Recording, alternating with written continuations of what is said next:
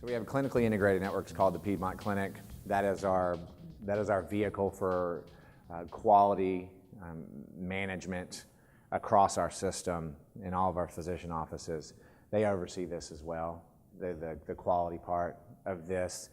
I'll tell you though, there's not a ton of data that you can get from it. The thing that we're monitoring more than anything is how often the physicians write prescriptions to make sure they're not overprescribing. That is most important to us. And then how many are getting resolved. And then we also, we have a construct in there where if it's a 3-minute or less phone call, and some of that's at the discretion of the provider, but if it's a shorter phone call, we don't charge the patient, but we get charged ourselves by the service a $20 consultation fee. And so how many of the calls are consultations versus actual visits? How many of those visits are resolved? How many write prescriptions? How much follow-up is there? How many requests for primary care are there? The good news is with our urgent care centers, it's easy to get somebody in somewhere else, so if somebody really needs to be seen. But I'd for those who are interested in what can it treat, just go to piedmont.org/on-call. You can see a full list of the kinds of conditions that we expect to treat. It's fairly comprehensive for virtual visits and a lot of what you would end up going to a retail center for. But we consider the whole state of Georgia ultimately to be our service area, and anybody licensed in the state of Georgia, any provider can, and actually, now that I think about it, anywhere where Karina, who's our provider for this service, anywhere where their physicians are licensed, you can be seen on the Piedmont On-Call app. So I would expect more and more people as we move into new markets so Athens Regional, Athens is where the University of Georgia is. It's about an hour and 20 minutes from downtown Atlanta. So as we move into markets that are further and further from Atlanta, we may go to Savannah one day, we may go to Augusta. As we go out in that direction, I think we'll see more of this pick up in those areas where it's not as easy to get to a physician. Yes, ma'am. How many are physicians versus nurse practitioners or such? I don't have the exact number, but it's about 55 NPs, percentage-wise, 55 NP, 45 physician. And you can't choose. Like on the app, you just like, hey, take the call. And that's another thing that there is a bias inside the industry for physicians, but generally speaking with customers, there's not. Yes? Reported data, like, oh, I took my temperature and it was 104. Mm-hmm. I mean, sure. I'm not sure what their game is at that point. You know, if somebody says I've got 104 temperature, they're gonna be like, you need to go to the emergency room. Well, if they're trying to get a prescription or something, like they want an antibiotic for a cold or, you know. Right. If somebody, I don't know if there's a market for gaming physicians to get prescriptions for antibiotics. I don't know that exists. I think that's they don't write controlled substances prescriptions.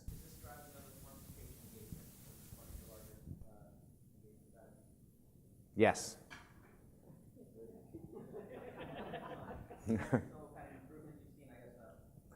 I don't think we have enough data to know for sure if it's driving other. I was answering you the second question, which is it part of how we want to keep people engaged? Absolutely.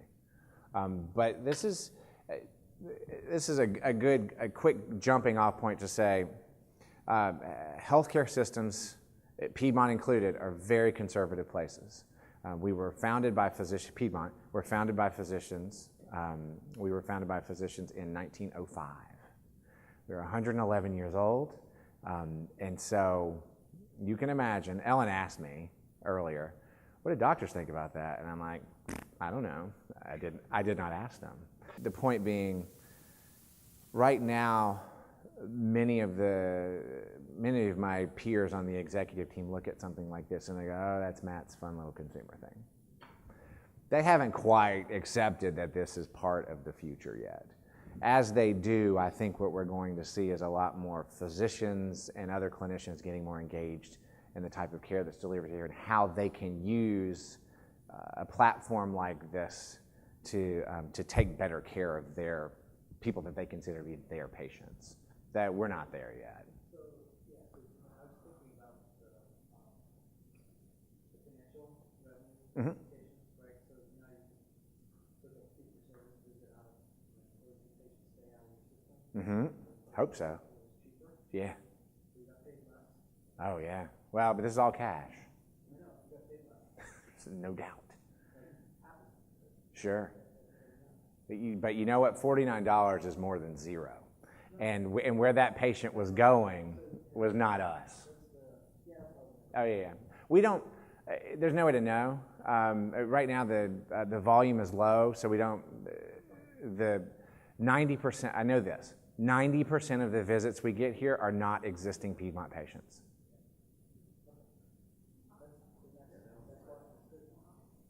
Then that's great, except that for this to be fully realized, I'd like to flip that. Right. At some point, we need our customers using this.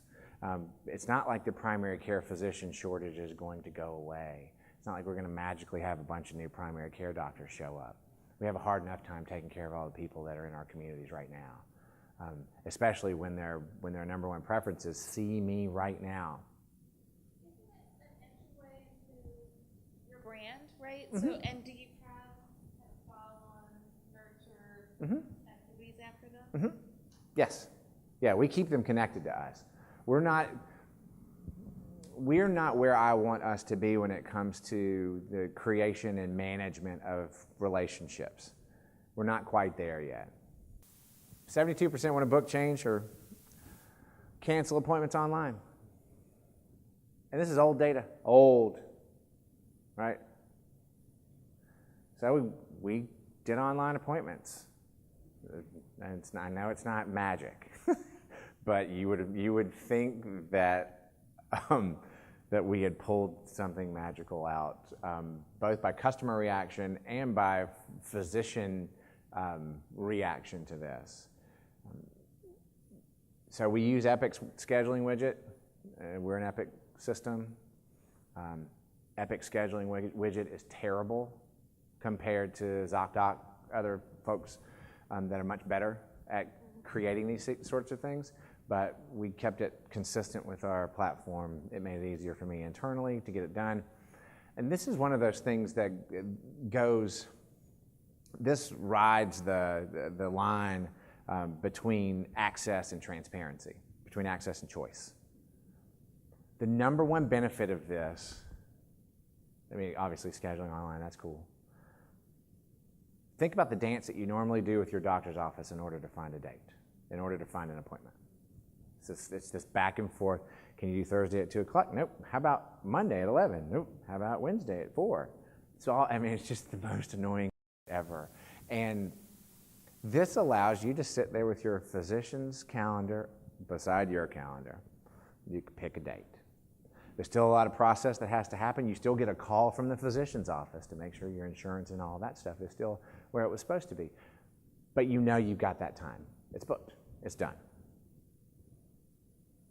Same thing with this. This is another one of those things I could have just put in the transparency and choice bucket instead of the access bucket. ED wait times is not some revolutionary thing. The thing that we do differently than other people is that we don't consider this a tool to get more people in our EDs. Because why in the hell would you do that? They are expensive. They are miserable places. So what we do is the number that we show is door to room. It's door to provider. It's door to seeing a doctor, which is not what most people do. Most people put door to triage, right? They're like, ooh, 5-minute wait in our ED, because they want people coming in their ED. We do not. We do not want people coming in our EDs unless they actually need to be there. And so, I don't know if you can see this. This is Piedmont Henry, so it's one of our hospitals on the south side of Atlanta. It's a very busy hospital, a very busy emergency room that has a 124-minute wait at the time that we took this screenshot. we're fine with that. Same thing with price transparency. Do you triage them somewhere else? Do you say, go to our Piedmont? For non-life-threatening illnesses or injuries that don't require immediate care, use our quick guide to finding the care you need. You click on that button, and if you go to piedmont.org/now, you'll see that button. You'll see where that goes. It's virtual visits, urgent care, same-day appointments in primary care. We do those. It'll get you to one of those other places. I mean, our compliance lawyer, when I showed him that, he's like, but if they access this in the emergency room, isn't that violating something? I'm like, a lot of talking. The point here is not, and I was going to make an example of price transparency, because we're getting into that right now. And the operating theory behind price transparency to me isn't give me the exact price that I'm going to pay. Often they just want to know how many zeros it is. Is it 300 or 3,000? That's going to make the difference. Same thing for this. If you got to go to an emergency room, you're probably going to go to an emergency room. But how can I help manage your expectations? How can I help you understand that if you go to this emergency room, it's going to be 124 minutes on average? Maybe more for you, depending on how emergent you actually are. Or to look at this example over here, Henry was only 81 minutes that day. As you can see, they're our star performer. But Piedmont Atlanta is only 6 minutes. Now, it's a 30-minute drive from Henry to Atlanta, but you still get in faster. And so I want to give our customers as much information as they need in order to make the best decision for them.